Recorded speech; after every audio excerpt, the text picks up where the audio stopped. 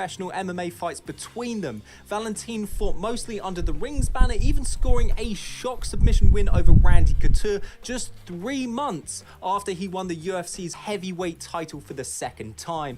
Overall, he ended up with a mixed record of wins and losses, but it was Alistair who would fly the family torch aloft. Alistair would hold Strikeforce, Dream and K1 world titles in his MMA and kickboxing career, and even now isn't too far from the UFC title 20 years since beginning his MMA career. Number 7, Anthony and Sergio Pettis. A surprising fact about the Pettis family is that their grandfather actually changed their surname from Perez to Pettis when migrating to America as to avoid discrimination on arrival. It was Pettis' mother that enrolled her children into Taekwondo when Anthony was just 5, and from there they continued training and added some college wrestling to their arsenal too. But while Anthony was 15 and Sergio was just 10, they received a knock on their door from the police to inform them that their father was murdered by a robber. Anthony was just devastated, and it understandably threw him off the rails for a few years, but he would ultimately turn back to martial arts as he found an outlet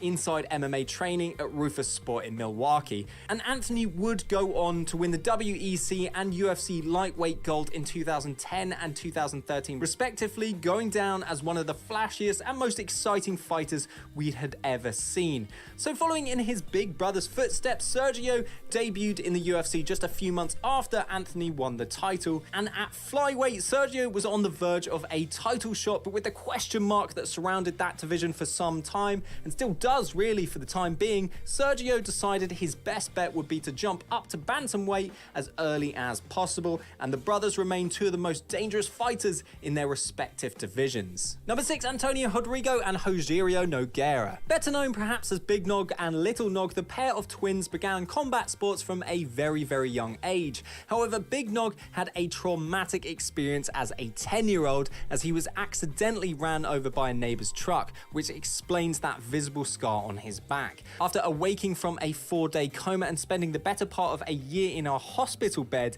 an elite sporting career seemed impossible at the time, but still he persisted in martial arts while they both continued to hone their skills, reaching a pinnacle in pride. Little Nog's best run came from 2002 to 2005, where he would win 5 straight, defeating Sakuraba, Alistair Overeem and Dan Henderson to name a few, before his epic clash with Shogun Rua. His larger twin Big Nog was undoubtedly one of the greatest fighters to ever grace a ring. He was the inaugural Pride heavyweight champion if you remove Fedor from the equation, went 8 years and 24 fights undefeated. And after transitioning to the UFC, Big Nog submitted Tim Sylvia to claim the interim heavyweight title with an exceptional 31-4 record. After losing the interim title to Frank Mir, he also bested Randy Couture to add on his mantle alongside the likes of previous foes Crow Cop, Verdum, Mark Coleman and Josh Barnett. Number 5, Mauricio and Murilo Rua. Unlike many Brazilian fighters, the Ruas actually grew up supported by a pretty wealthy family.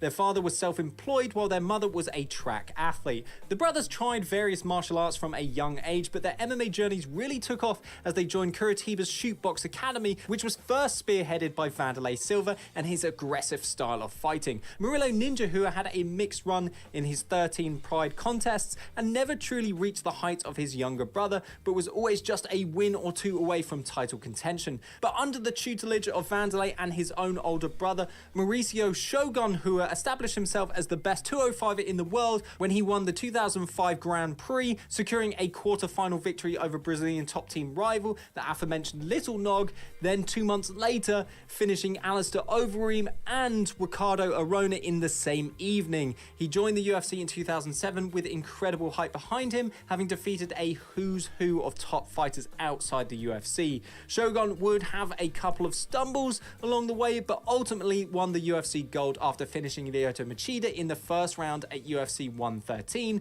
to put the Rua name amongst the best of the best. Number 4, Nick and Nate Diaz. Probably the most beloved 2 fighters, let alone the fact that they are brothers in MMA history. Stockton's Nick and Nate Diaz have been at the heart of some of MMA's best fights, call-outs, interviews, and controversies over the years. Nick began training martial arts in high school before finding his Cesar Gracie facility in California, bringing his younger brother Nate along for the journey, which is still their team to this day. He won and vacated the 170-pound WEC title way back in 2003 and added the Strikeforce strap to his collection in 2010. Outside of those accomplishments, Nick's antics during the Anderson Silva fight and call out of GSP will forever go down in the annals of MMA highlights. Nate, on the other hand, has always been in the mix at lightweight since winning the Ultimate Fighter in 2007 and would catapult from beloved cult status to superstardom after shocking the world and defeating Conor McGregor in 2016. They were center stage during the Nashville Brawl, and there are plenty of other videos of them engaging in scraps away from the octagon. Despite having only one fight between them in the past 3 years, the Diaz bros remain two of the most captivating names in the entire sport, and rightfully so. Number 3, Fedor and Alexander Emelianenko. These two frightening heavyweight epitomize stoicism and a haunting presence that fiction can only really hope to recreate. The two grew up in Western Russia under hard-working parents and were pushed into martial arts by their mother. Fedor began judo at 12, and instead of missing practice while babysitting his younger brother Alexander, he just brought him along, which is good big brothering. They would go on to win a combined 7 World Combat Sambo titles and 11 national titles, all while juggling their elite level MMA careers. Both Emelianenkos were competing in Pride throughout the early to mid 2000s, and Alexander would notch some impressive wins, but ultimately fall short whenever he faced some of the elite heavyweights, and his negative controversies would also damage his reputation, forcing the two to become estranged from one another in recent years. But Fedor stunningly went undefeated in Pride, capturing the heavyweight title, owning a 28 fight unbeaten streak, and undoubtedly being the most dominant fighter of his era. Remarkably, both men are still competing despite first winning combat sambo tournaments over 2 decades ago. Number 2, Ken and Frank Shamrock. Although not biological siblings, both Ken and Frank Shamrock have had extremely similar stories with checkered pasts. Both men had awful moments throughout their childhoods. Frank was abused by his mother and ended up in prison, while Ken was involved in many street fights and was actually stabbed as a 10-year-old. They endured extreme poverty, but life picked them up when they were took in and adopted from their respective backgrounds by Bob Shamrock, who opened up his Californian ranch to welcome hundreds of troubled boys and drastically improve their lives. In MMA, the elder Ken helped develop both Pancrase and the UFC, competing in both inaugural events and becoming a world champion within both organizations. He founded the Lion's Den Gym to continue developing new talent, as well as being involved in the sport's first great rivalry with Hoyce Gracie, and again later on with Tito Ortiz. Frank very much followed in Ken's footsteps, also winning UFC and Pancrase titles, in addition to a WEC and Strikeforce title too. But going beyond just titles, Frank was revolutionary in being one of the very... Your turn to pick.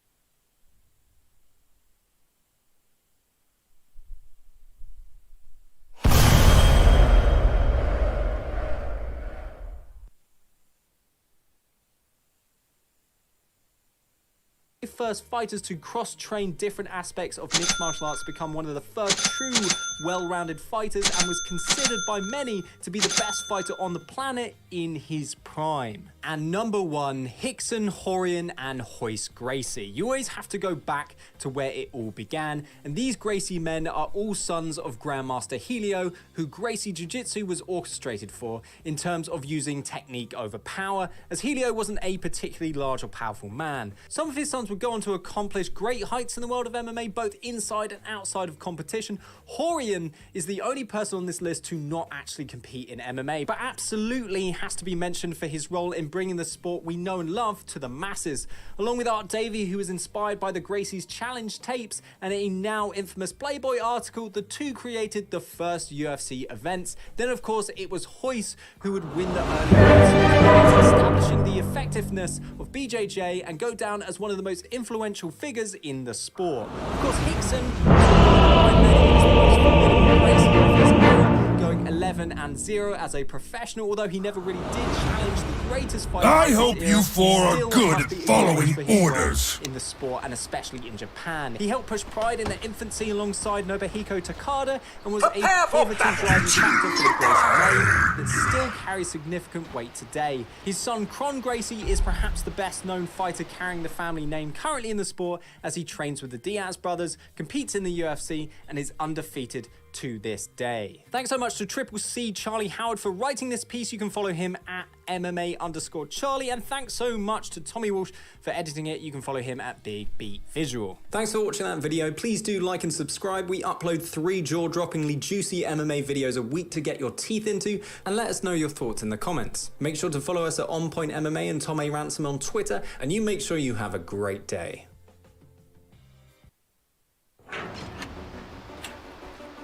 In our list of 10 MMA fighters with notorious Achilles heels, spoiler alert, Jon Jones was placed at number 1, and for good reason. The greatest light heavyweight champion of all time seemingly has no weaknesses beyond getting in his own way. Jon's complicated legacy will, at this point, always consist of 2 major narratives: what he was able to accomplish in the cage, and how he consistently tore himself down outside of it. Given his most recent troubles, now seems as good a time as ever to give you a complete rundown of the negative events that have most impacted Jon's career over the years. Let's hope this piece won't need any updating in the future. I'm Tommy from MMA On Point, and this is a history of Jon Jones' outside the cage issues. 30 Foremost, seconds the to first battle. story that comes to mind, the first crack in the facade.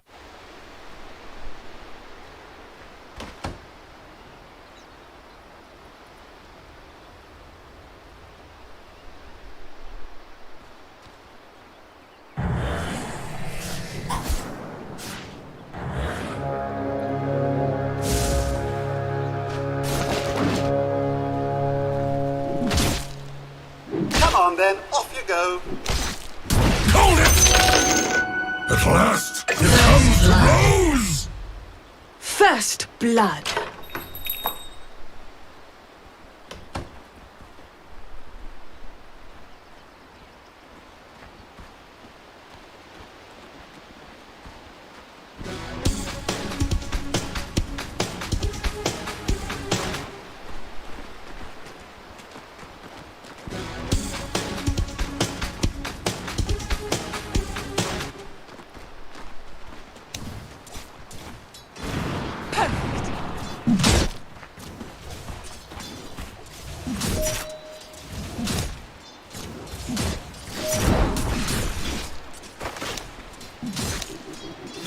I'll take it!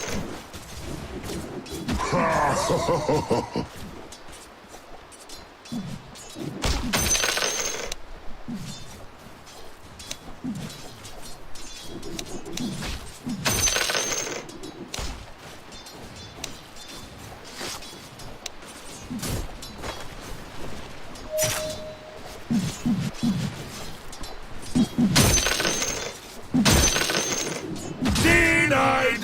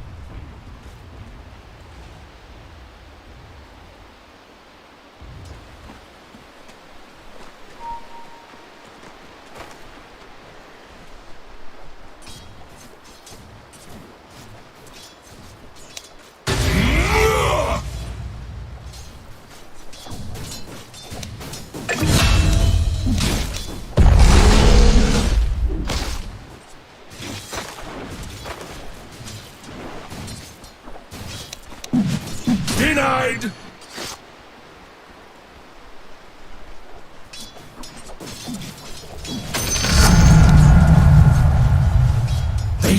to attack me?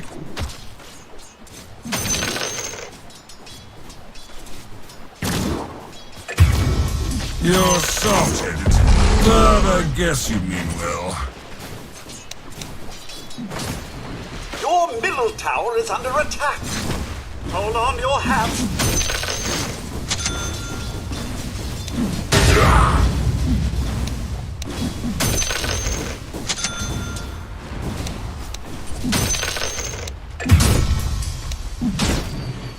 Your bottom tower is under attack. Oh my! Radiant's courier has been killed! Your bottom tower is under attack! Top is missing.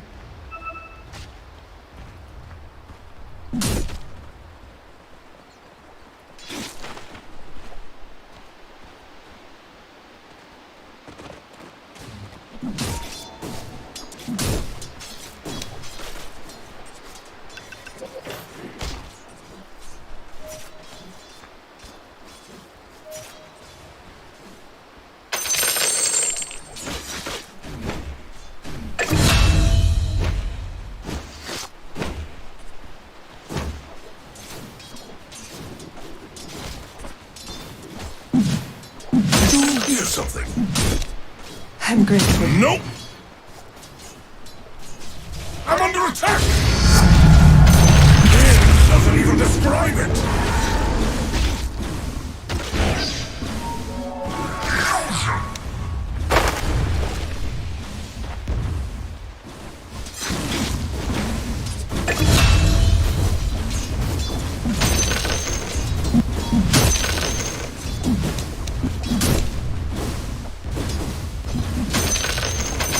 The prize is mine.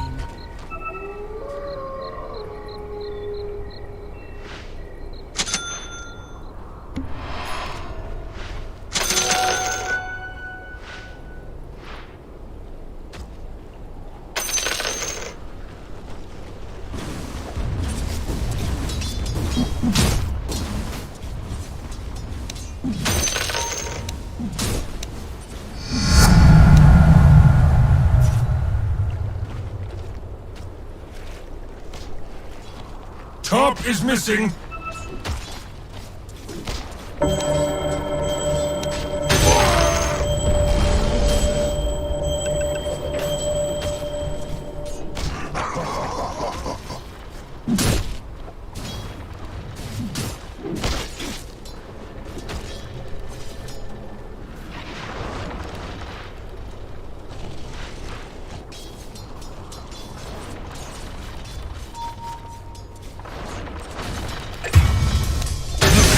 Can't have all the fun.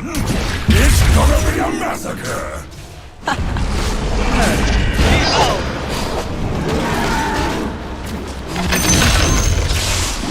You is a powerful enemy. Haste.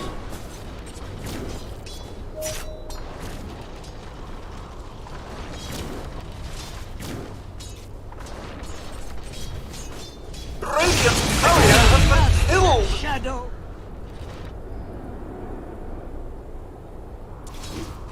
Dire structures are fortified.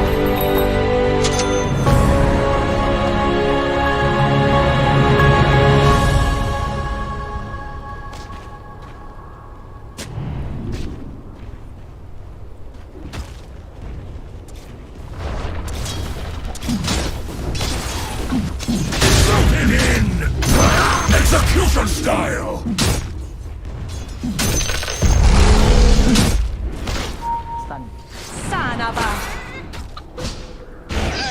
Your middle tower is under attack.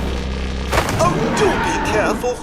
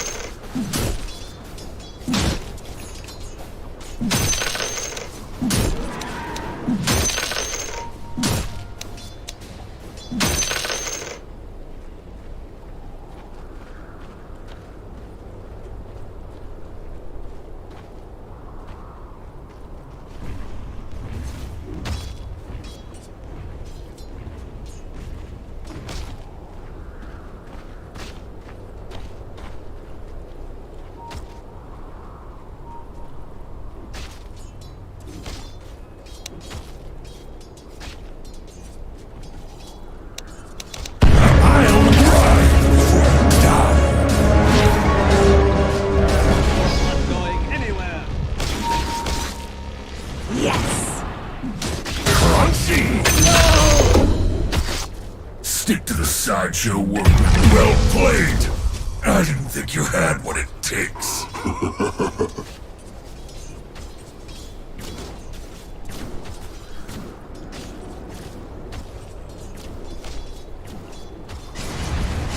Your middle tower is under attack.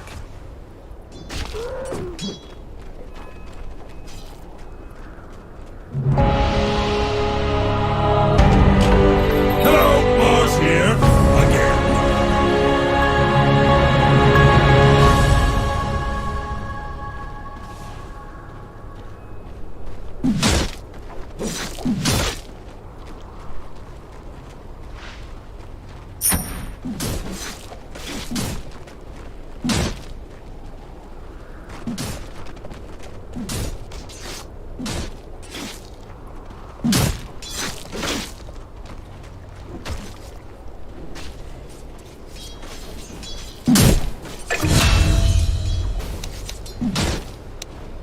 Shadows take us.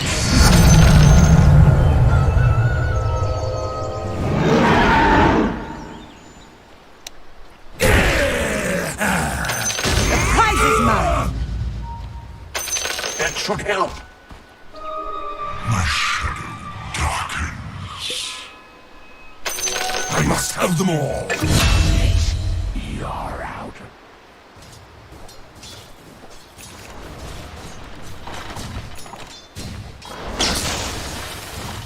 Have really done it better?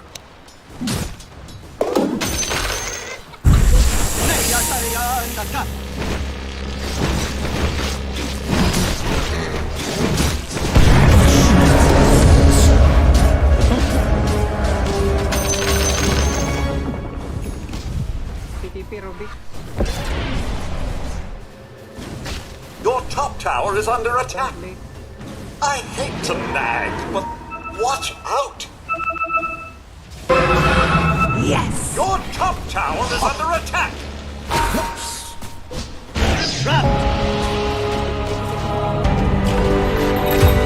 Your top tower is under attack.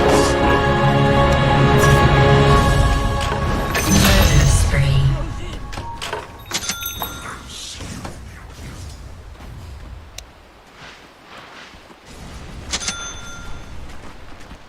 Your middle tower is under attack. You may want to take care of that.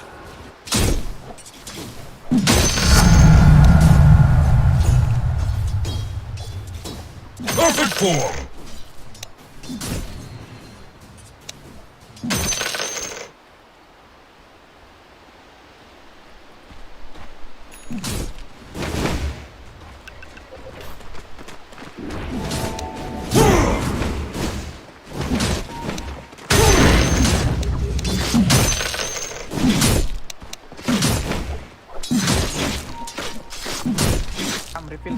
Refill.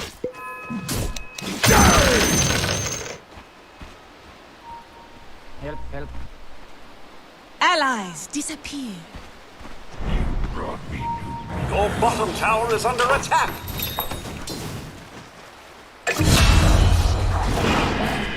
The Sisters of the Veil on... Your middle tower is under attack. Your middle tower has fallen.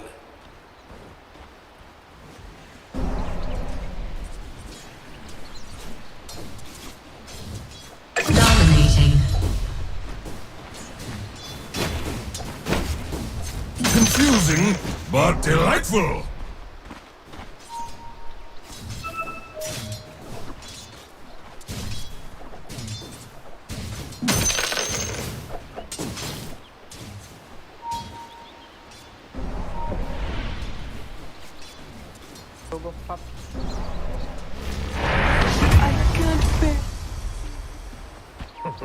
Your top tower is under attack.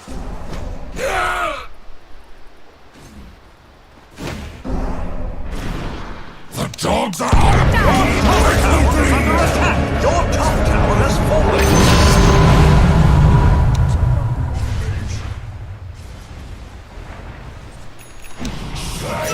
Your top tower is under attack. You're welcome! Your bottom tower is under attack. You're fight in my war.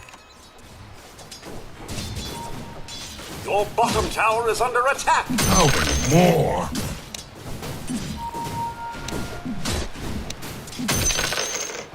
Your bottom tower is under attack. May I suggest caution?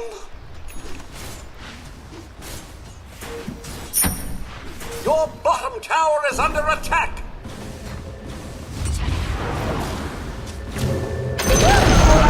Your bottom tower has been denied.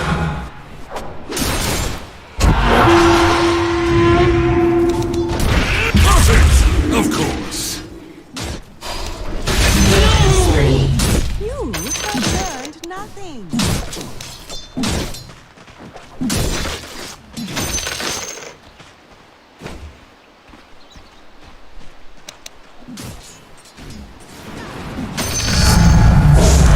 The prizes!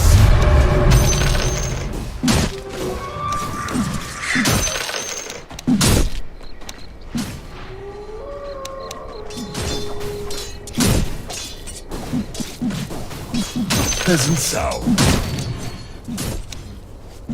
Awesome! I'll take that. Then,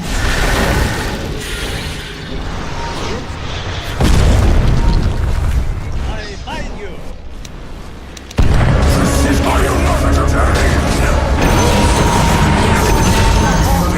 Double kill.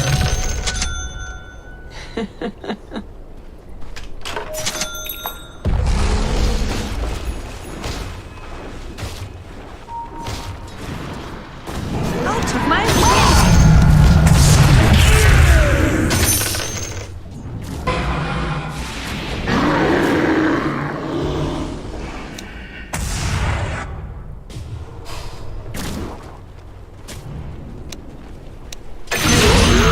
You vicious thugs.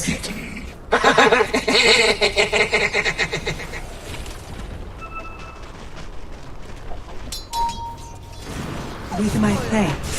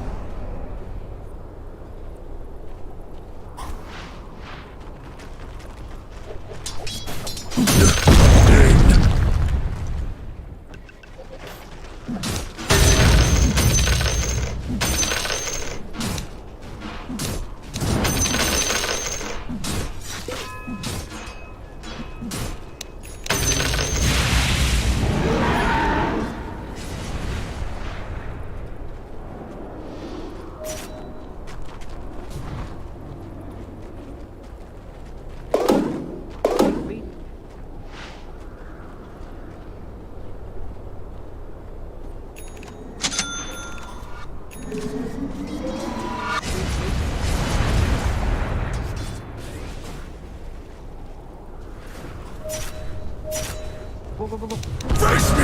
Let history beg for mercy! Great teamwork, you vicious thugs. I'm under attack!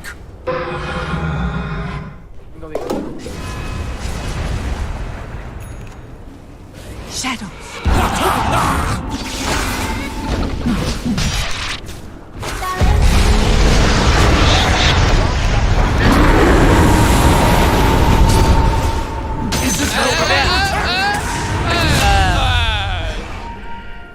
He did it. Double damage!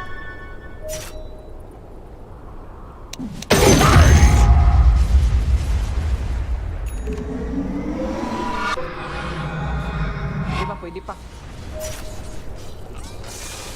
We have ulti, we have ulti. There you go, skill 1, skill 1.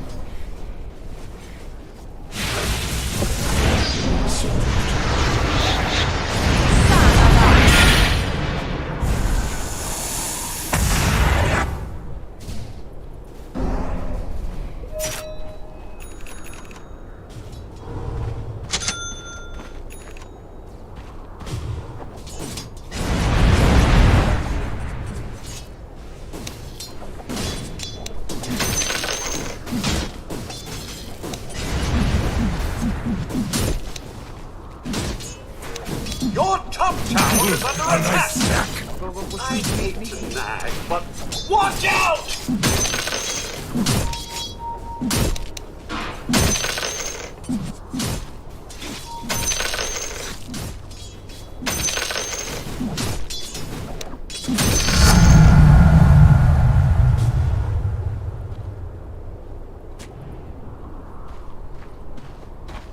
Not go.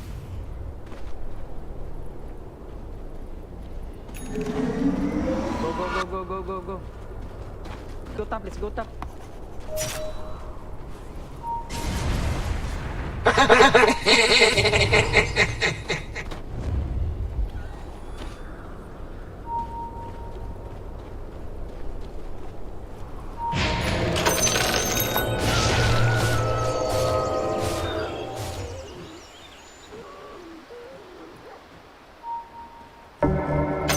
The prize is mine. Then I'll apply my pride before you die.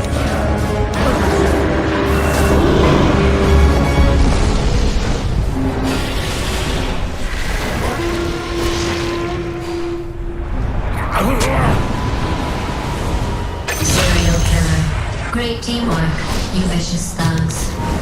Lynn doesn't even describe it.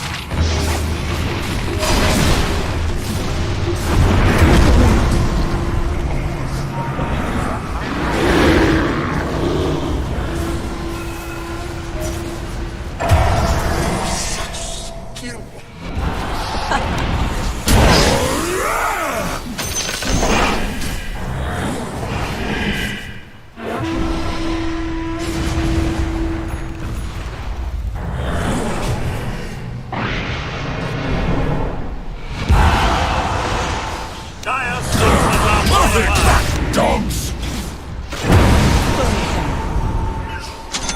I see for you a future full of death.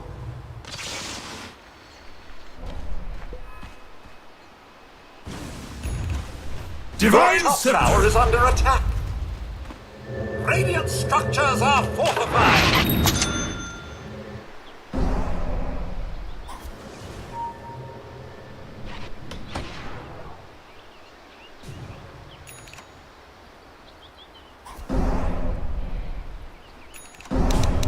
Have a spearful!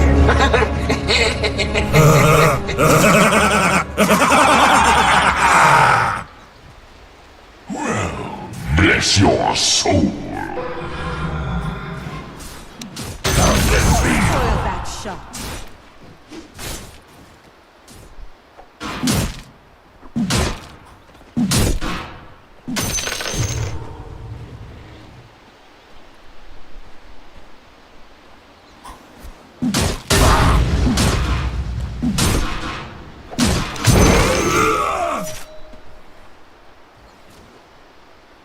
Allies disappear.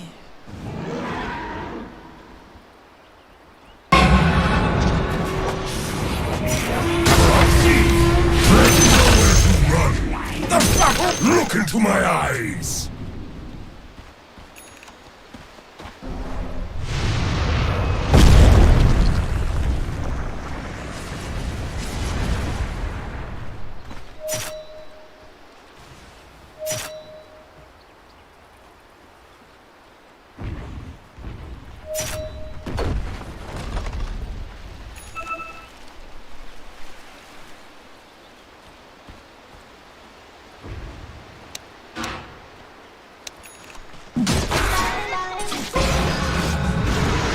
I'm under attack!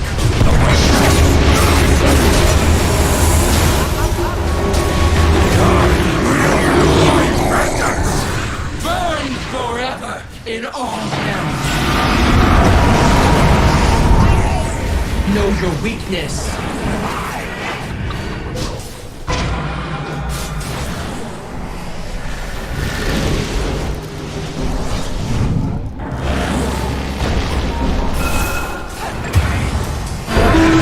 Whosoever stands against me stands briefly.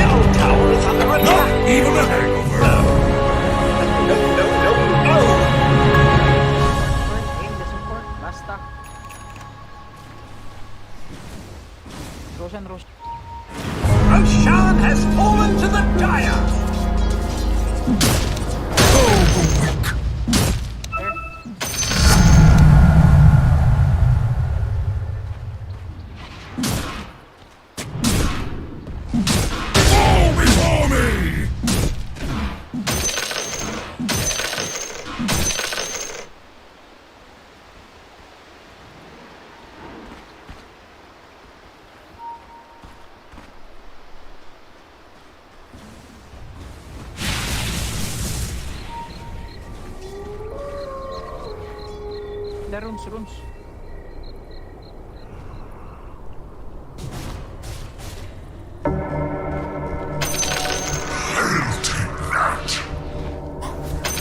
The prize is mine. Your top tower is under attack.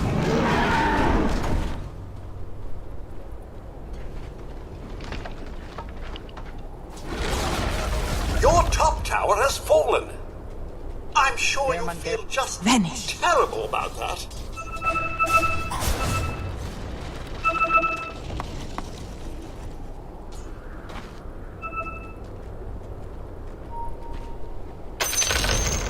The enemy's bottom tower has fallen. Ikan go.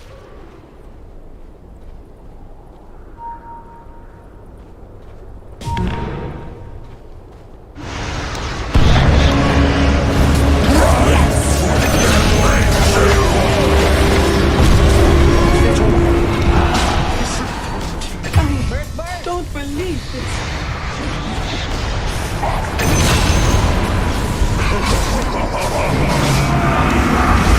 Give me a second. The dogs are on us! Care, back.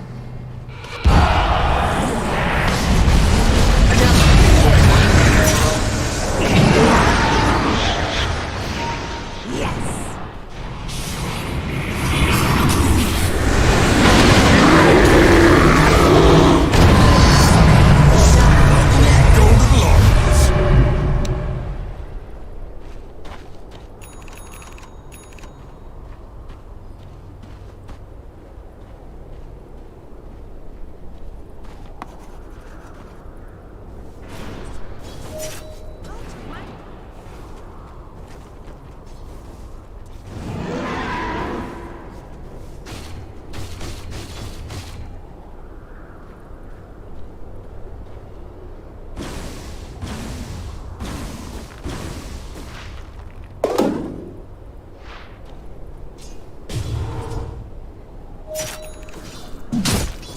Your middle tower is under attack. Gets the blood up!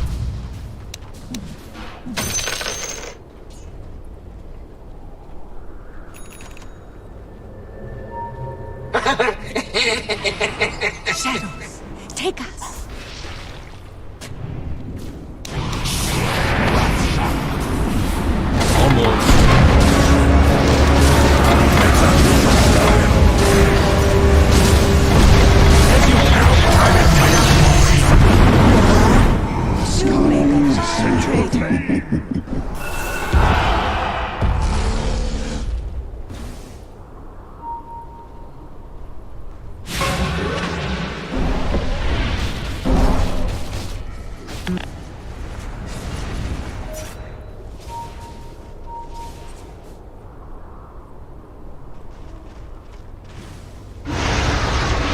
Your bottom tower is under attack. Not good. Not good at all. The final. Your soul is mine!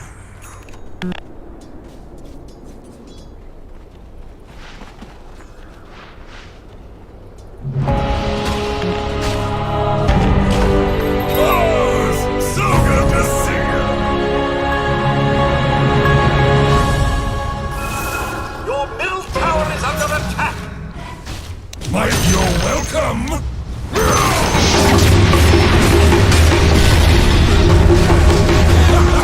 Shield unyielding! Your middle tower has fallen. So disappointing.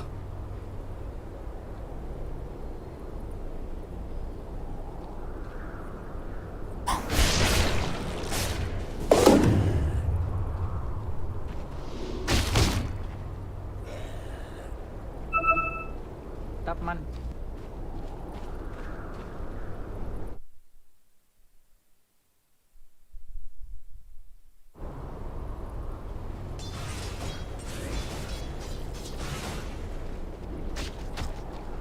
Your bottom tower is under attack.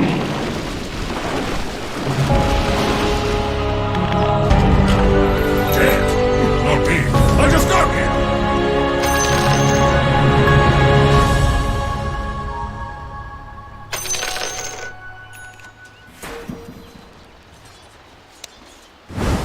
I see why mortals like this. Your bottom tower is under attack. Top tower is fallen. Your bottom tower has fallen. Not going anywhere. Shadows take us.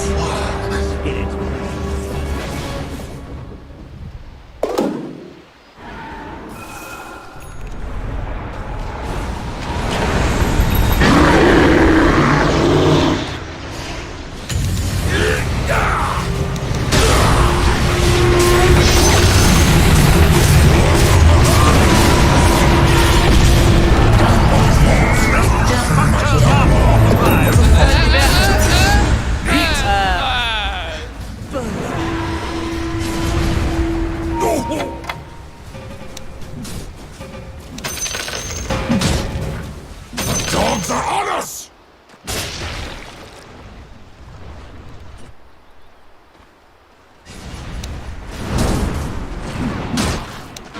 Doesn't sound.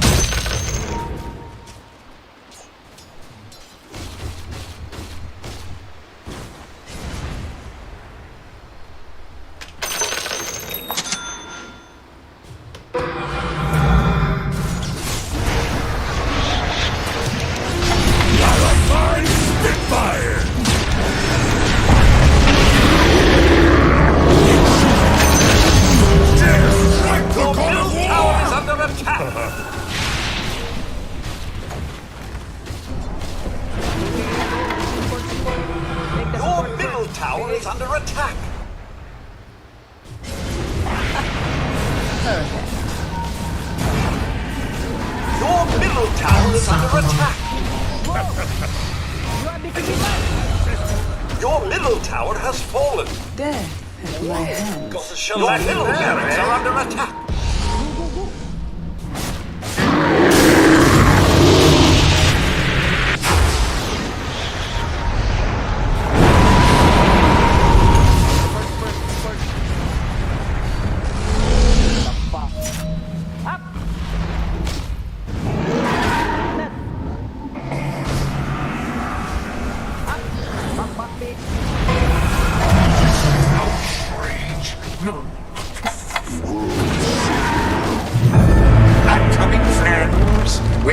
Your middle barracks have fallen! Your middle barracks are under attack!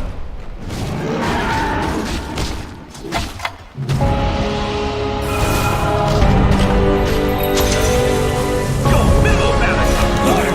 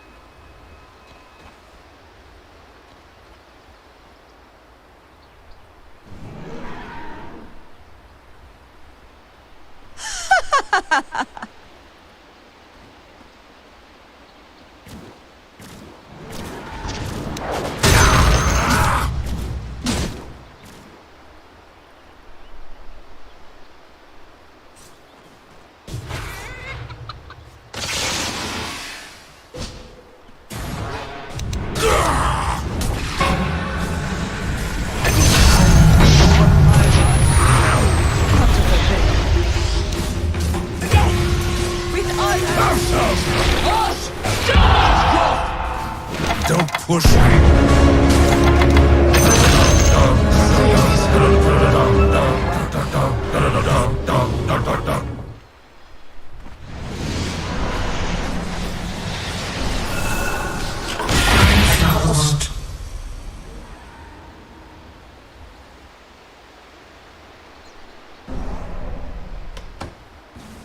Your bottom tower is under attack! Once more into the...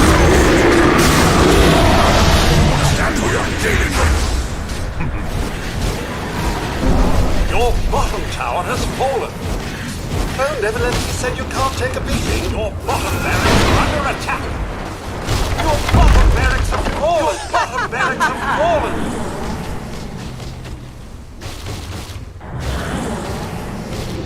Vanish.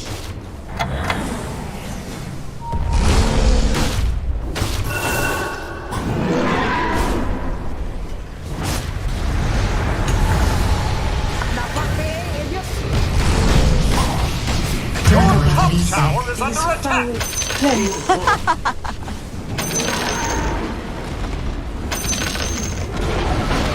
Your top tower has fallen.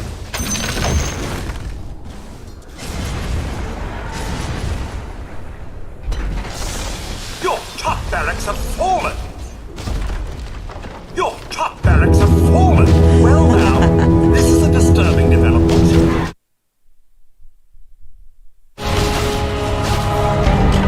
I actually quite like it.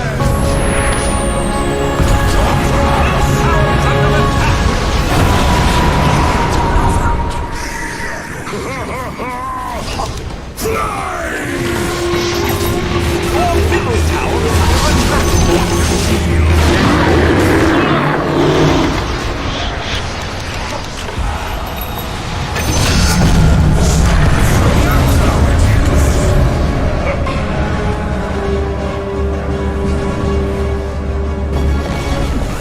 Your middle tower has fallen. Your middle tower has fallen. Radiant structures are fortified. Your ancient is under attack. Your ancient is under attack.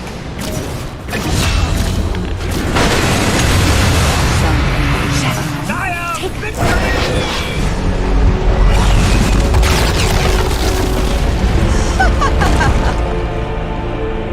I refuse to accept the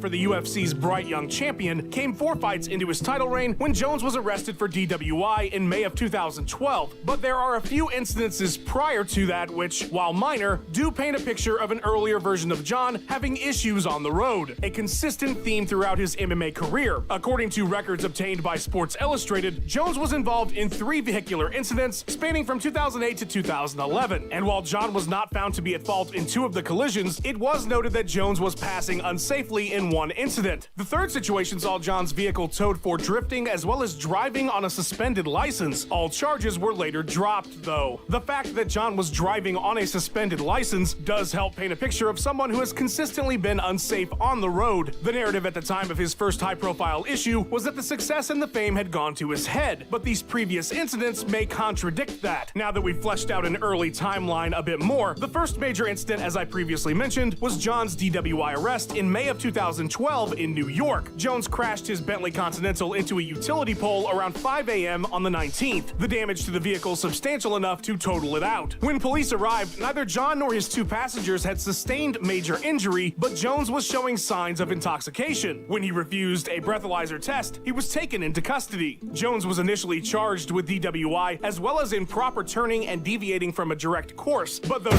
charges were dropped when John pled guilty to the DWI. The champ was fined $1,000 had his license suspended for 6 months, would be required to complete a victim's impact class, and have ignition interlocks installed on his vehicle, so he would essentially have to prove anytime he wanted to start his car that he wasn't intoxicated. Many felt that John's persona at the time was a bit contrived, so the incident certainly fed into those fans who thought he was simply putting on a fake nice guy facade. But the reaction to his DWI paled in comparison to his next major controversy, the cancellation of UFC 151. At the time of the DWI, the fight with Dan Henderson at 151 was already scheduled. That August, Henderson would be forced out with a knee injury, and Jones would deny the UFC's replacement fighter Chael Sonnen, thus causing the event to be canceled, as Zuffa felt the card wasn't strong enough to support the pay-per-view model, and it wasn't. I've done a pretty deep dive video into this incident, and while at the time the backlash was nearly entirely on Jon Jones, as the UFC and many fans placed the blame almost solely in his lap, it should be noted the timing of the incident as it relates to that DWI, because an argument could be made that of the parties involved in 151's cancellation, there was already a considerable amount of negative sentiment still lingering over John's perceived fake persona and the pie in the face of getting arrested earlier that year. It's easier to open the door and toss a guy you don't like under the bus than it is the legendary and beloved Dan Henderson, or the UFC, who many fans consistently side with during these types of situations. The 151 cancellation would linger over John's career for a considerable amount of time, but beyond that, the next 3 years only saw a few minor incidents. In April of 2014, fans brought to light a series of homophobic comments Jones had left on an Alexander Gustafsson fan's Instagram photos. After receiving backlash, John claimed to have lost his phone and had his IG account hacked. It should be noted that around the time of the comments in question, a new photo of Jones was posted on his Instagram. I only bring up this issue not because it greatly impacted his career, but because of the implausible nature of his defense, something that would remain a theme in the eyes of many critics going forward. That August, John and Daniel Cormier would get into a brawl while promoting their scheduled upcoming UFC 178 matchup. Nobody was seriously hurt, but John was fined $50,000 and given 40 hours of community service by the Nevada State Athletic Commission for his role in the incident. During the hearing, John...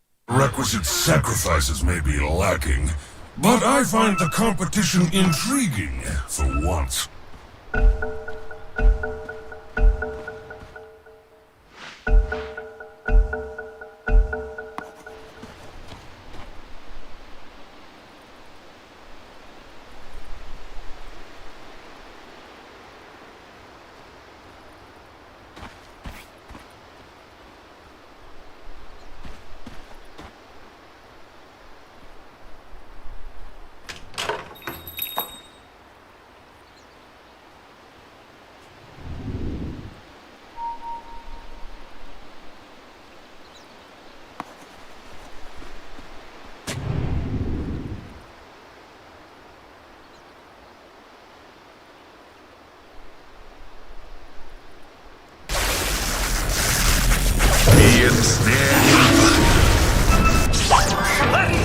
It's looking spicy. It's looking spicy. First blood! Guess it's snack time already.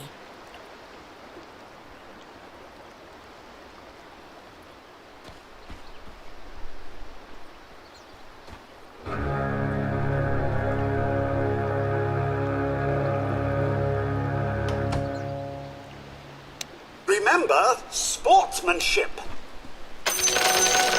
Gods and men alike, tremble!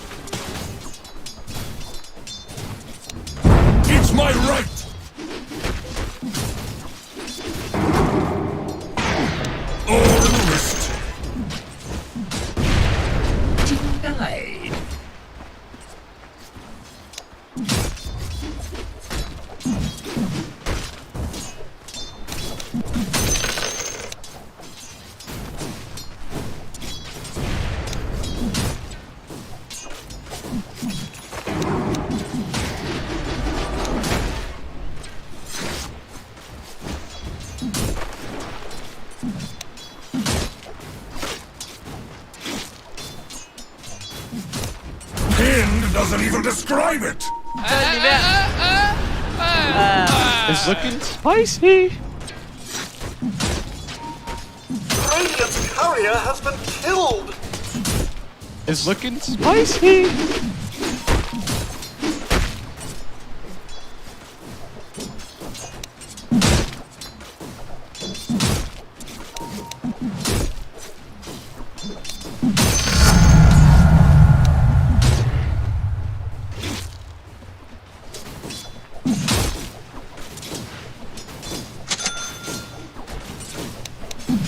Yes, please!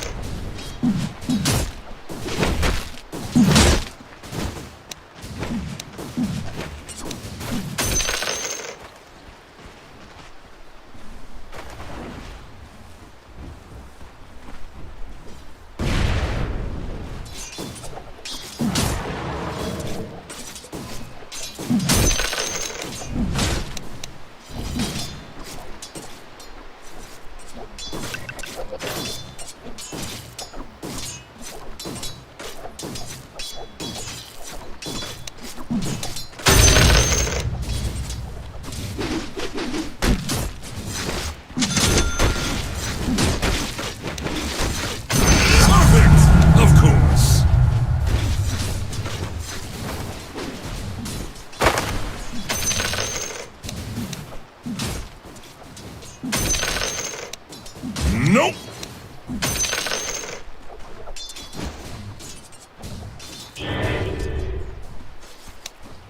Pleasant sound. You're welcome!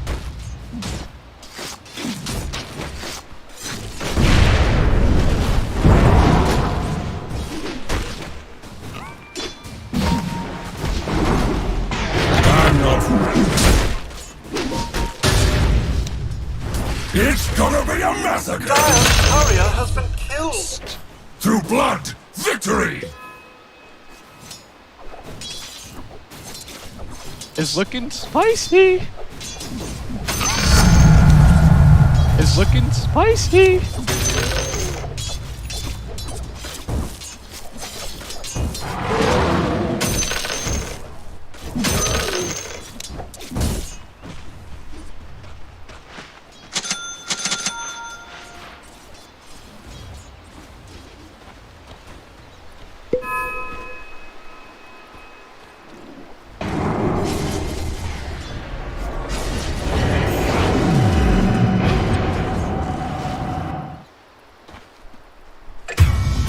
See the true danger.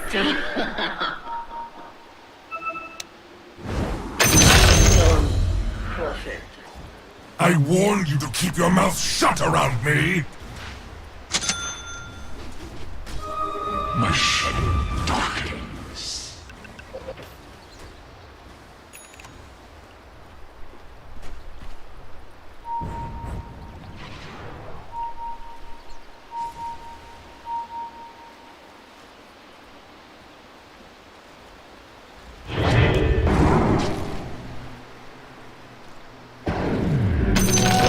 Have them all!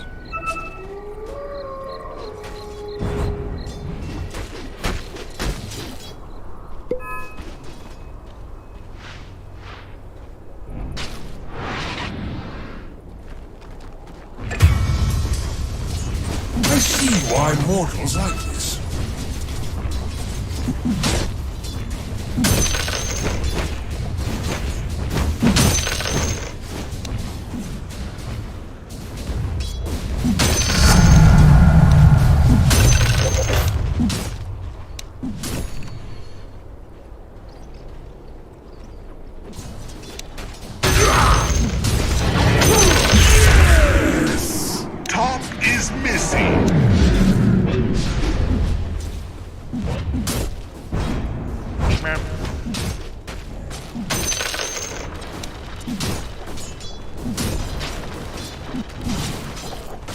Did you think it was yours?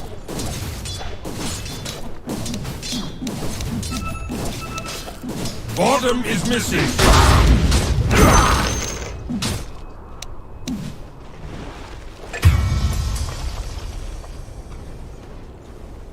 Train harder. tower is under attack! Oh my heavens! Diaz Courier has been killed! Radiant structures are fortified! Your middle tower is under attack! On your hands! Come on! Get up!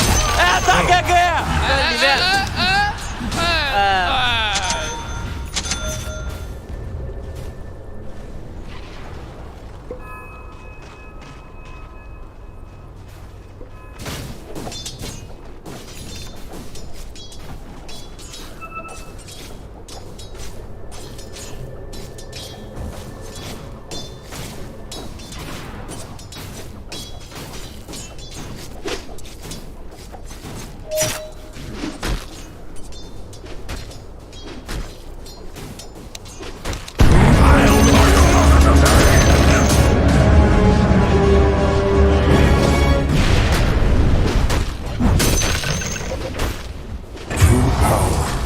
Attracts its own kind.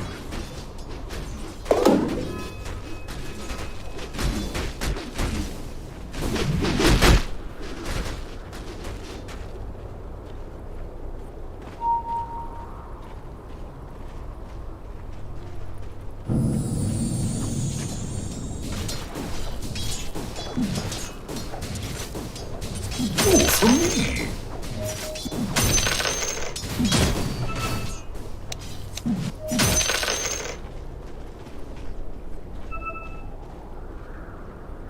Your middle tower is under attack!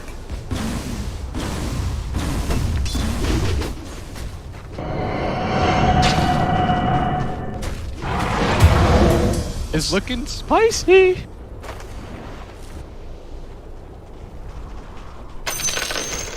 Radiant's courier has been killed! Your top tower is under attack!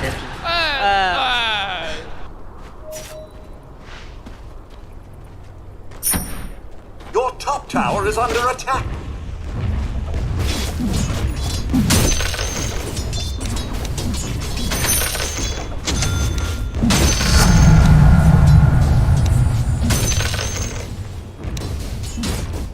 Your middle tower is under attack!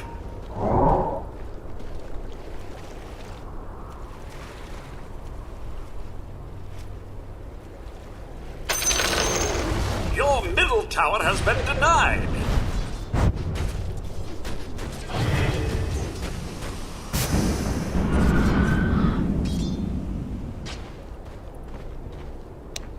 My aim is true!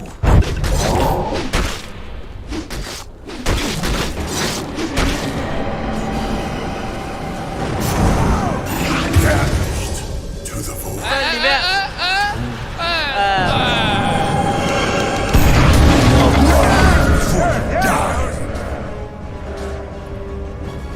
Your place is here. The weak. Your bottom tower is under attack. You may want to take care of that.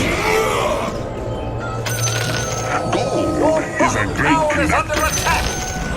Oh, do be careful. Go before me! Extinguished.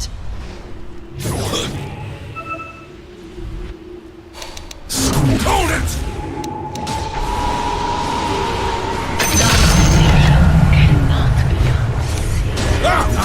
You call that a fight? You and I.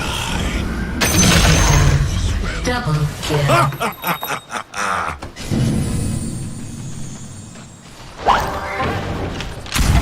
More time.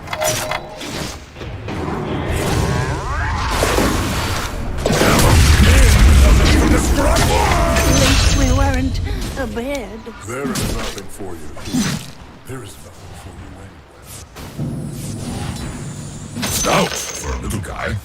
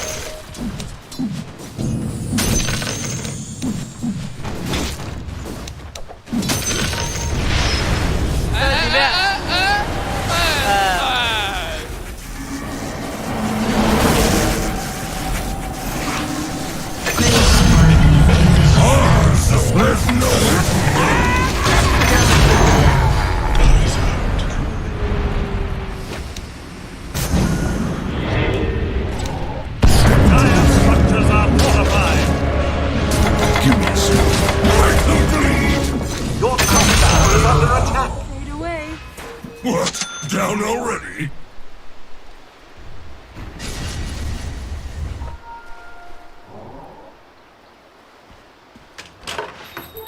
Twice the measure of power.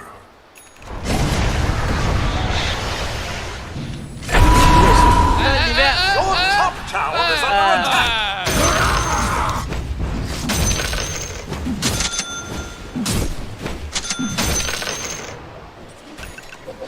Do your worst, wizards! My spear will find you!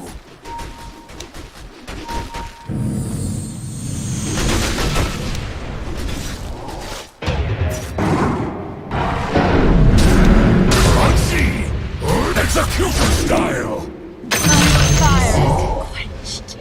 Mars in pain!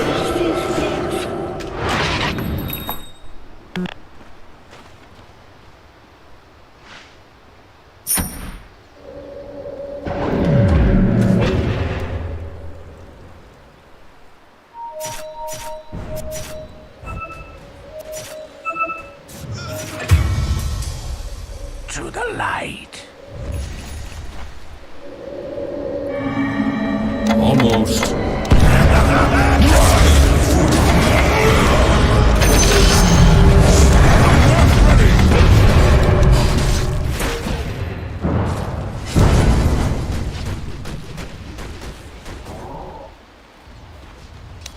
Enough practice! Hold it! Dare strike the god of war!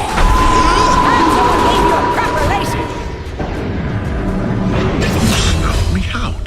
Your cards.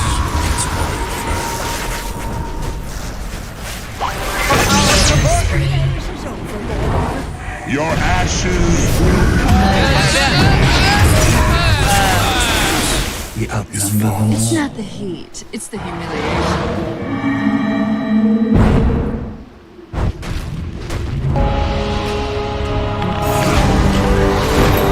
Dominating. Triple homicide.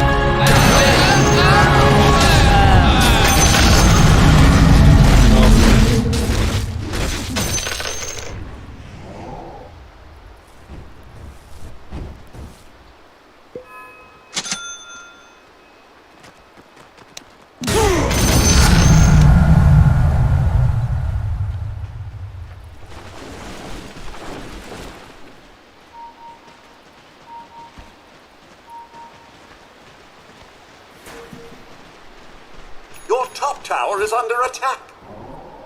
Not good. Not good at all. Your top tower is under attack. Your top tower has fallen. Illusion! Fail to that! Have any done it better?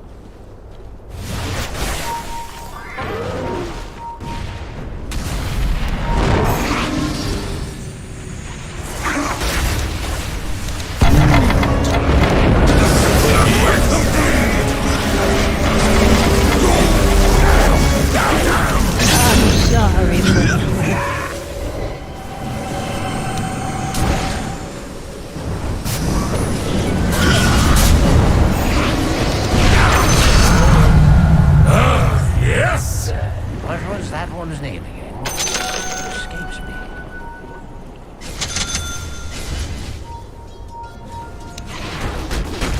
Don't push me. Perfect! Of course. Behold my searing gaze. Don't push me.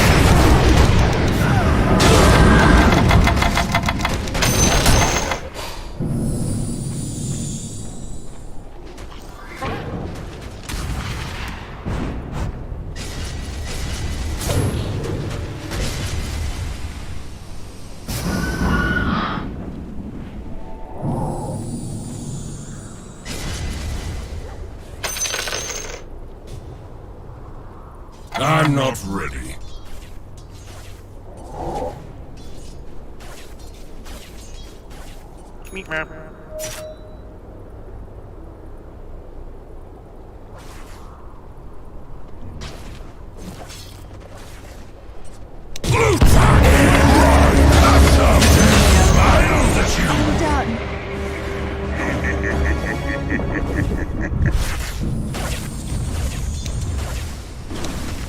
Radiant structures are fortified.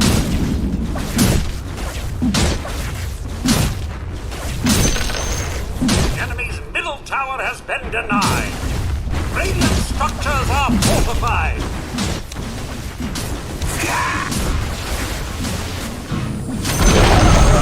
The middle tower has fallen.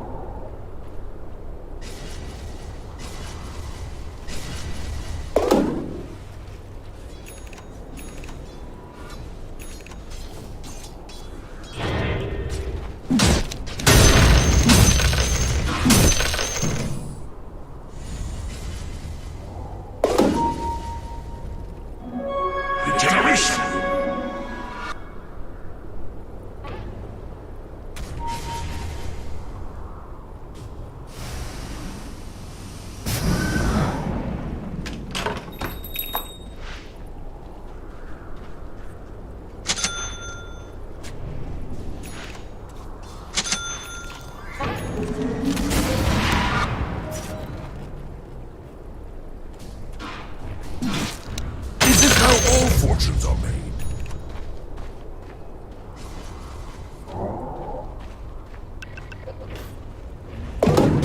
I'm not ready. Precision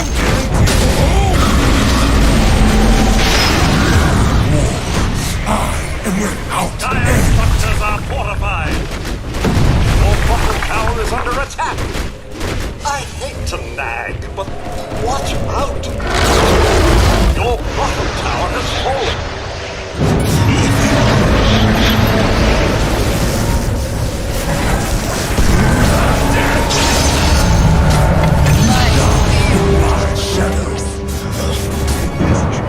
Give me a second.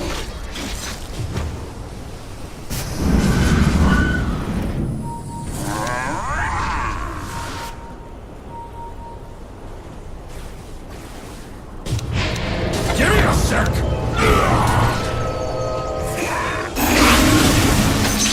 Back off.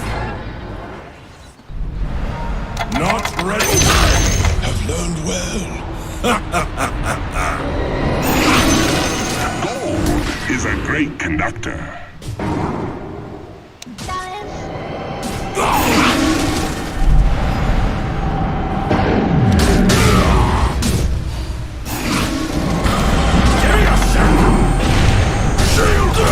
Wind doesn't even describe it!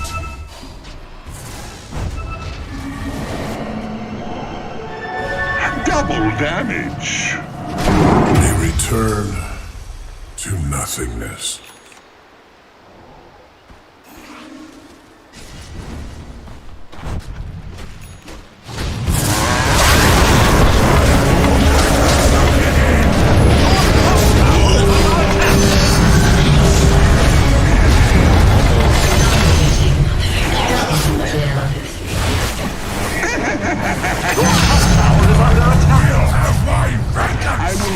Bats in the fire. Too late for you.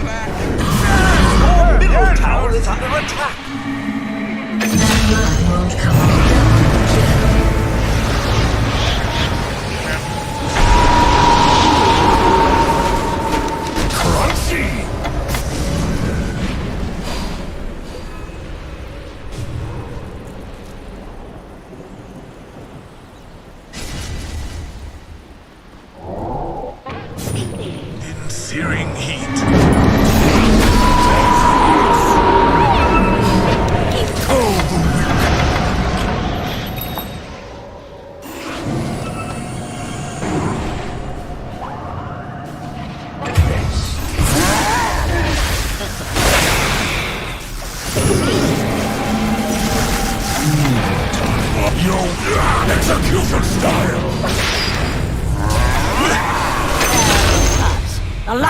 You should have offered me a cookie! I've lost my head.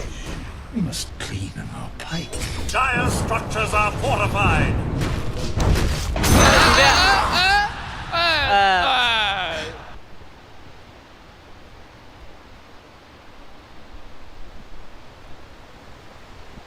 Your middle tower is under attack!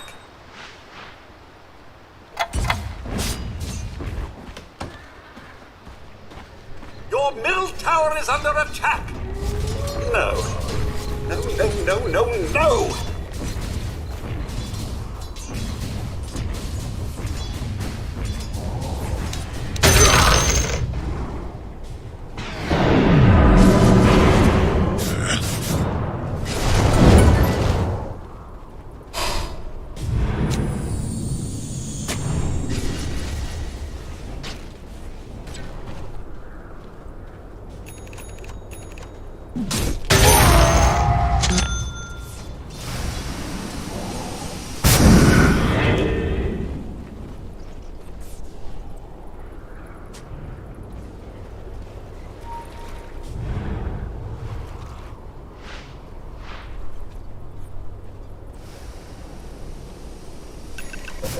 This thing proves magic's all in your head.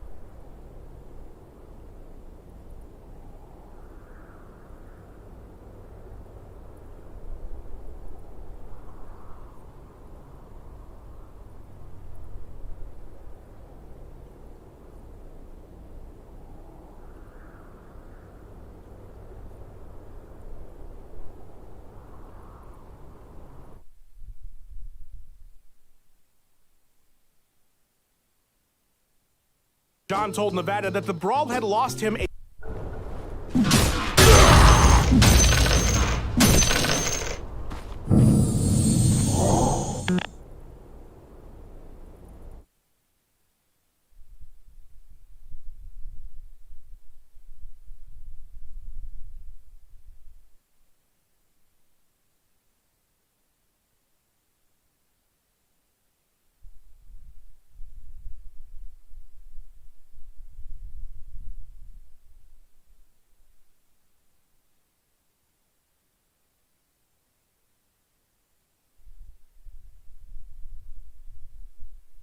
lucrative Nike contract, but the champion went back on that.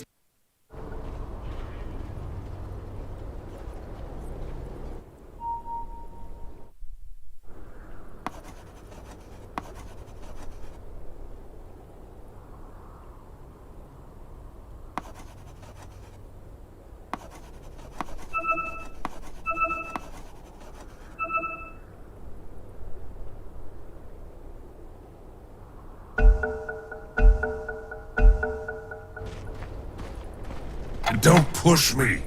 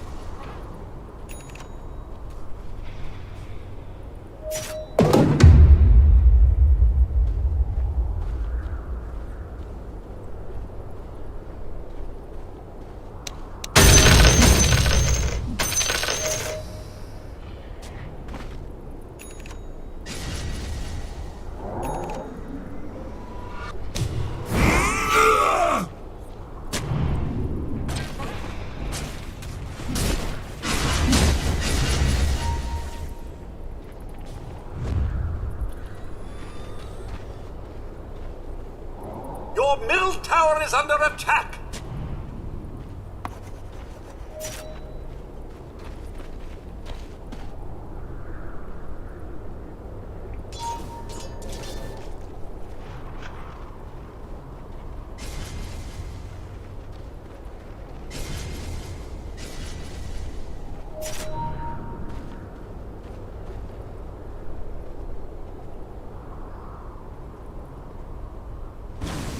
Your top tower is under attack. Dire structures are fortified. Radiant structures are fortified. Your top tower is under attack.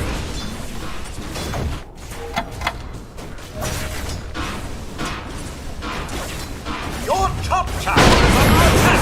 Your Josierio has fallen. Ah, well, it's not the end of the world. The dogs are on us! The enemy's bottom tower has fallen. Jolly good! Your top tower is under attack. May I suggest caution?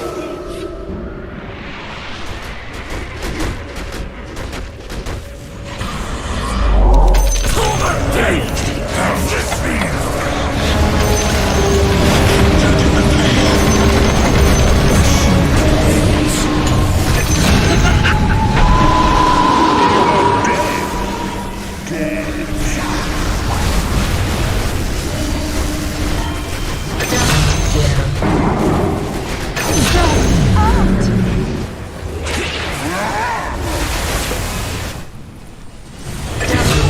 Get away! Soul for my collection.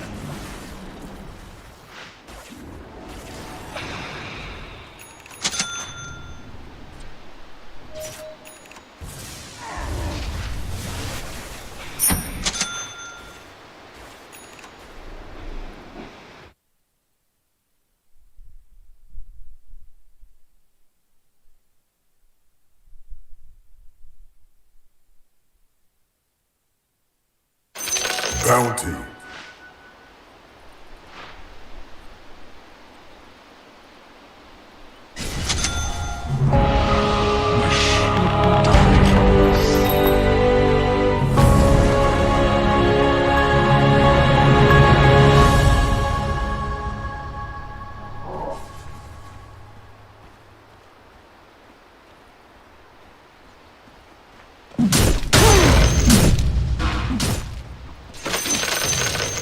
More power?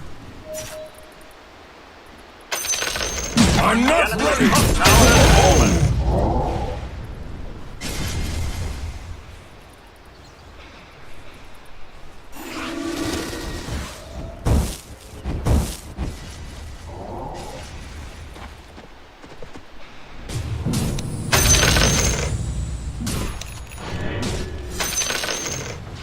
Can't you count?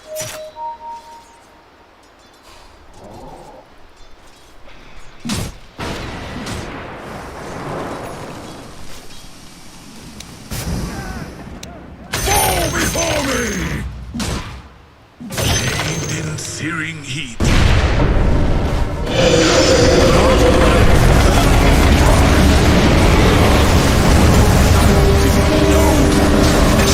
These embers swear.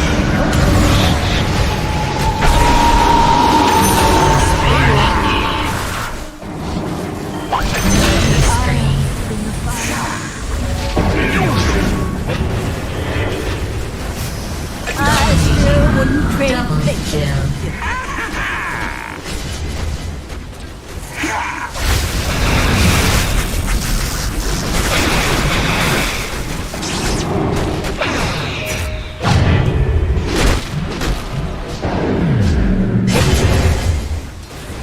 Radiant structures are fortified.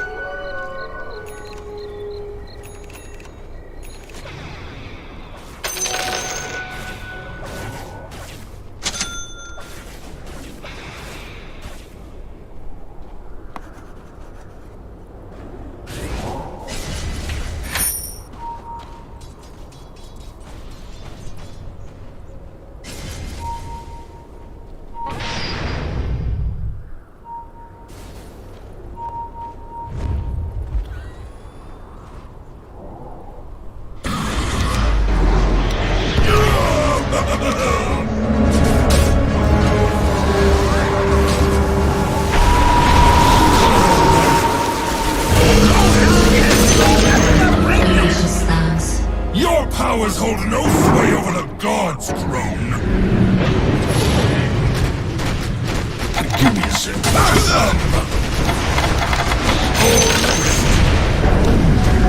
Haste. Your place.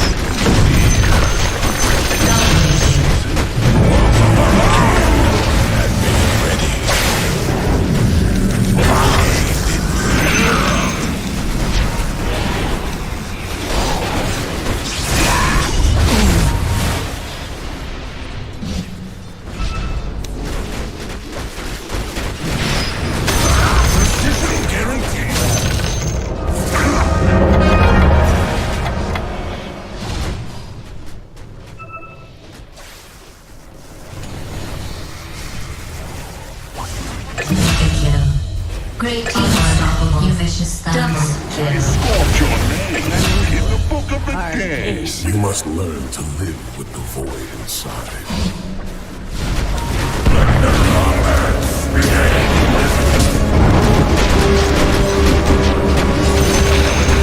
Mercy stays my hand.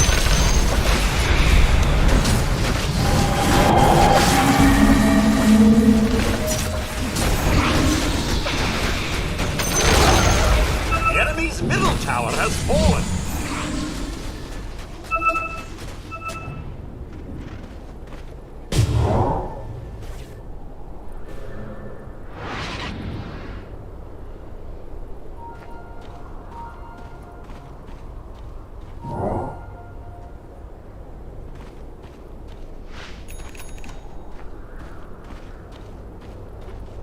Ha!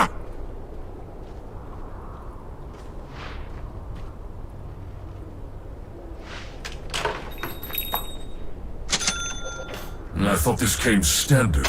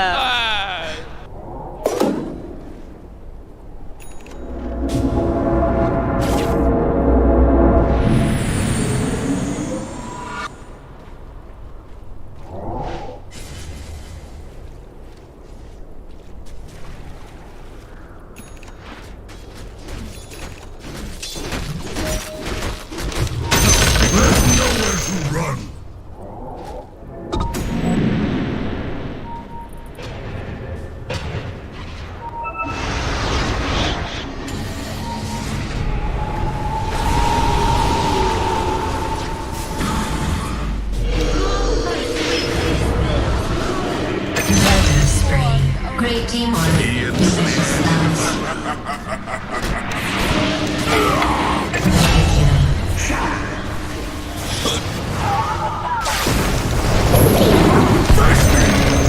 You have no business here. The lizard's death is on you.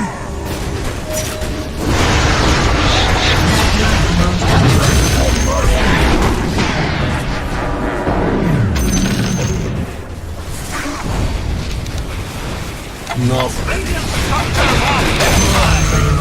Double kill. The underscape will not be kind. Don't push me.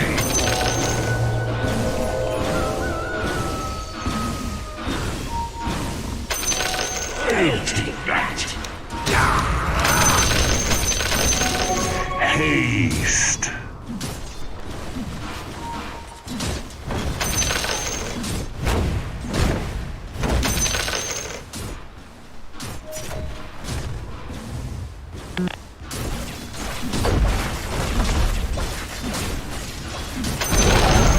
The enemy's top tower has fallen. At this rate, the whole god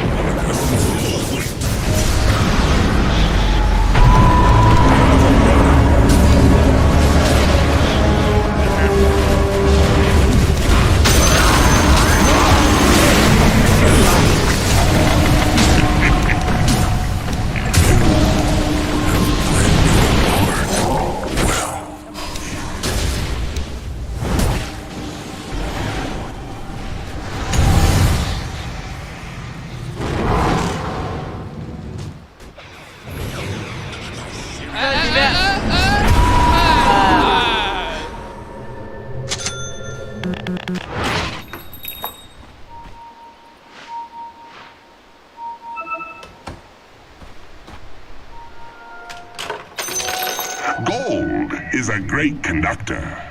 I am touched. Your middle tower is under attack. Trust me once more. Oh my. Your middle tower is under attack. Your middle tower has fallen. Dire structures are fortified. Your middle tower is under attack. That's right.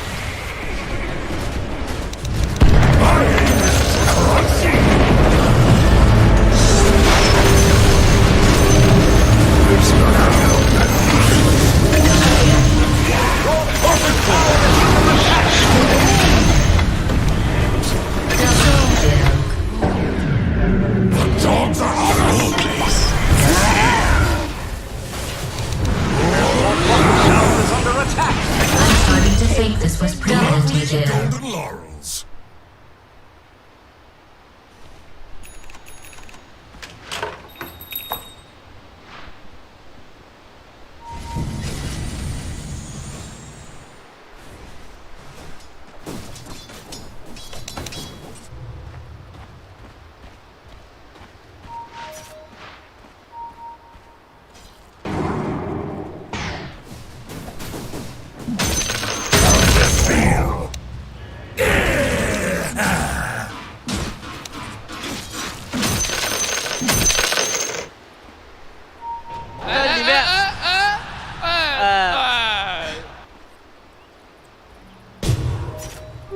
Maybe I'll have a nap.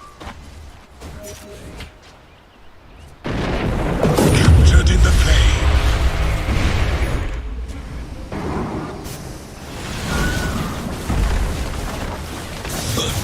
Horian has been enemy bottom tower has fallen. Well done. Well done indeed. The enemy's bottom barracks have fallen. That's showing them. Calling The a enemy's warning. bottom barracks have fallen. Need more time.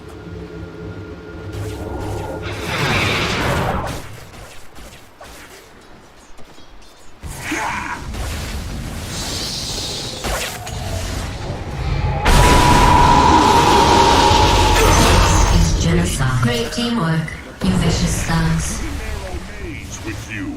I'm under attack!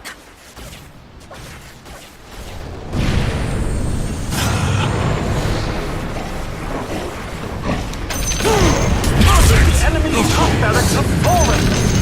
The enemy's top barracks have fallen. Back off! All revolving!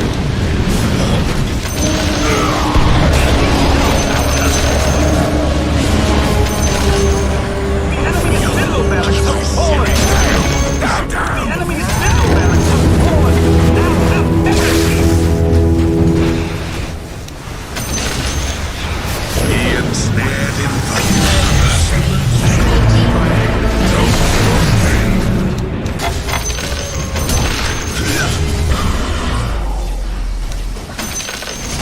Back off!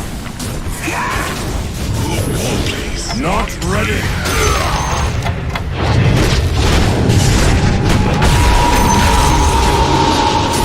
Any of you left standing? The dogs are on us!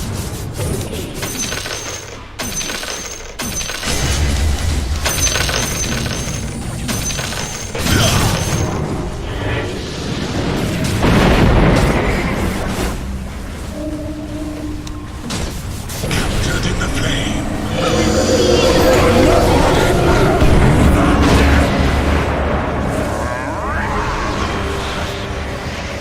No mana!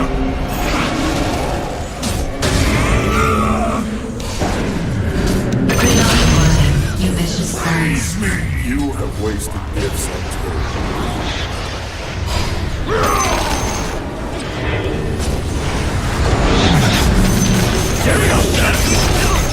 Enemy's middle tower has fallen.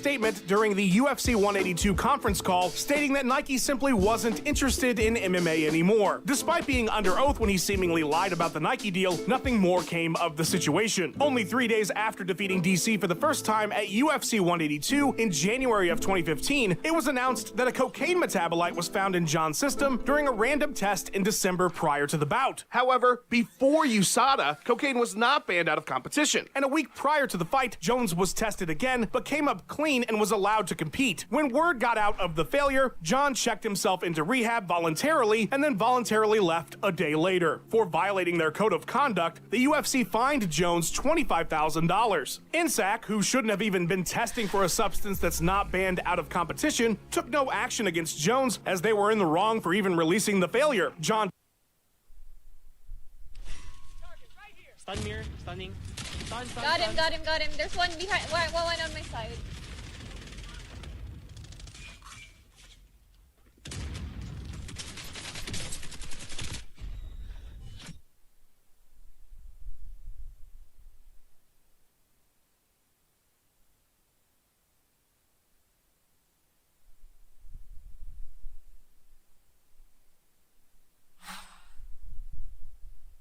told Ariel Helwani later that year he'd considered suing the organization. I have up to 3 years to sue them for what they did to me.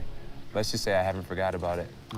It wouldn't be long after the cocaine debacle that Jones would face arguably the worst controversy of his entire career. That April, news broke that the light heavyweight champion had been involved in a 3-car hit-and-run collision in Albuquerque and was currently wanted by police. After running a red light and hitting a vehicle crossing the intersection, which then subsequently crashed into the front end of another car at the stop, witnesses say Jones fled from the scene only to return moments later to grab handfuls of cash and then stuff them in his pants and run away again. That must have been a sight. Since Jones fled the scene and didn't bother to check on any of the other parties, he was unaware that one of the victims was a pregnant woman who had broken her arm, and so what was originally a misdemeanor was now a felony charge. Police on the scene found drug paraphernalia in John's rental car, as well as identifying information. That night, Jones surrendered to police and would post bail. Following his first hearing, Dana and Lorenzo flew to New Mexico and stripped the champion of his title, took him off the official UFC rankings, and suspended him indefinitely. John pled guilty to leaving the scene of an accident and received 18 months probation, as well as being required to make 72 separate appearances at local schools to let kids know they shouldn't act like he does. Jones avoided jail time completely, and so long as he followed the sentencing, the conviction wouldn't even be made official. Less than a year later, John would find himself behind bars following another traffic incident in ABQ. Jones alleged he was acknowledging some fans at a stoplight who were trying to get his attention by revving his engine. The local police had a differing opinion on what he was up to and pulled over the UFC star. The stop was recorded and released to the public from the officer's body cam, and John Jones was not very happy about what was going on, to say the least. Okay, so you caught, I was driving wild tonight.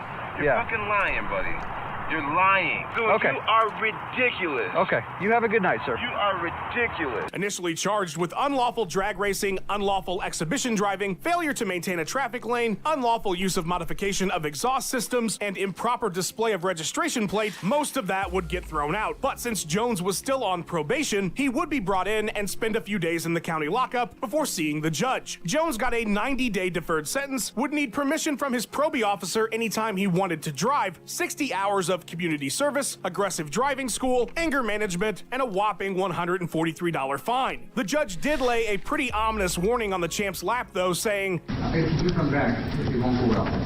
So take it seriously. Yes, sir. For the next few years, John would most certainly keep himself out of that courtroom, but that doesn't mean he kept himself away from self-destructive controversies. Jones was meant to fight for the title he was stripped of upon returning to the UFC in April of 2016, but current champion Cormier injured his foot, and so Jones was placed in an interim title fight with Oven St. Preux, which he won, setting up an absolutely mega showdown with DC at what was to be the biggest show in the promotion's history, UFC 200. That was until John tested positive for a pair of estrogen blockers, clomiphene and letrozole, the day before the card. DC would instead fight Anderson Silva in a non-title bout, and while the event was still a huge success, Jones had butchered its main event, one of the most highly anticipated rematches of all time. John was stripped of his interim title, and despite USADA ruling that Jones' excuse of a tainted gas station dick pill was valid, as he was able to present evidence, he was still suspended for a year, retroactive to the date of the failure. He would make his triumphant return from suspension at UFC 214, After more than 2 years without his crown, the king returned to dethrone his usurper in spectacular fashion, finishing Cormier off with a devastating head kick and brutal beatdown. It looked like everything had turned around for Jones. At least that was the narrative for about a month until USADA announced that the Lion King had failed a test the day before he defeated DC. The drug?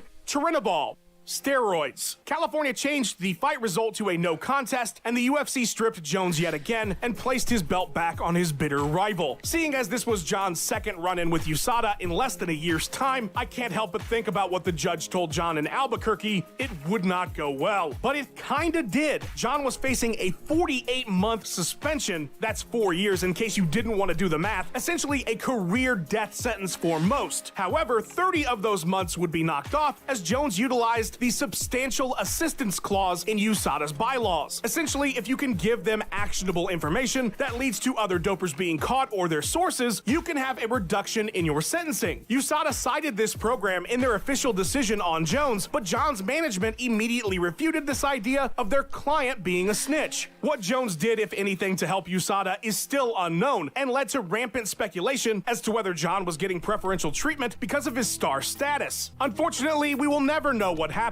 as these records are sealed, so to quote Max Holloway, you know, it is what it is. The other 18 months got chopped down to 15 when an arbiter determined that JBJ didn't intentionally cheat. This time around, there was no smoking tainted dick pill for John to turn to. He submitted all kinds of suppies, but none of them came up positive for the steroid. No, this decision was made because Jones only failed one test. He hadn't failed the 8 others in the months prior to the event, the 8 that happened to be random. The only test he pissed hot was the test he knew was scheduled. Since that didn't make any logical sense to the arbiter, 3 months were knocked off of the sentence. John served his time yet again, and wouldn't you know it, the very next event, another issue would pop up. Quite literally, Jones's scheduled return was a highly anticipated rematch with Alexander Gustafsson at UFC 232 for the now vacant light heavyweight strap. 6 days before the card was meant to go down in sunny Las Vegas, Nevada, the event was moved to sunny Inglewood, California, when NSAC refused to license Jones because of some atypical findings in his most recent USADA tests. That Turinabol John was suspended for following UFC 214, it had apparently popped back up in his system. USADA theorized that what was happening was the metabolite lay dormant in Jones's body and could occasionally pop back up or pulse from time to time, potentially for the rest of his career. UFC and Jeff Nowitzki did a PR tour explaining that the trace amount in JBJ's system was so small as to be measured in picograms, something Nowitzki repeatedly described as splitting a grain of salt into 50 million pieces and having only one of the remaining particles to equate to the measurement. Essentially, their stance was, there's no way this amount could have enhanced his performance, and because they felt this was not a re-ingestion, he shouldn't be punished. Nevada simply needed more time to do their own investigation, which is why they pulled the plug on his license. But California was more than okay with USADA's explanation, so long as John agreed to additional VADA testing for the next 6 months, and so the fight went on as planned. Jones recaptured his title in the 3rd round. As you can imagine, yet again, fans began to speculate as to whether or not Jones was receiving special treatment, especially considering other fighters with trace amounts of PEDs had the book thrown at them in the past by USADA. Nonetheless, it would be the last real drug-related controversy in JBJ's career as of this writing. All that remains are a few more legal woes. Less than a year after Picogate, Jones pled no contest in a battery case involving a waitress at a local strip club that John reportedly got physically aggressive with during a night out with the boys. John put his arm around me or something,